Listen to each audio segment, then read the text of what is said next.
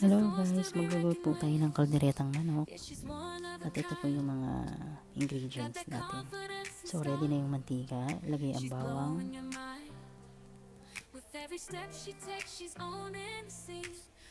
Lagay natin ang sibuyas. At mekos-mekos lang natin yan. Isunod na rin ilagay ang manok. At ayan nga po, mekos-mekos lang po. Actually, hindi ko na naipakita pala dito yung nilagay ko na toyo at yung lemon. So, ready na siya. So, ito nga, sinunod ko na rin yung carrots at saka patatas. Then, hindi ko na rin naipakita sa inyo kung nilagyan ko ba siya ng tomato sauce o tomato paste or kung ano-ano pa kasi medyo na busy ako dito. So, ayan na siya.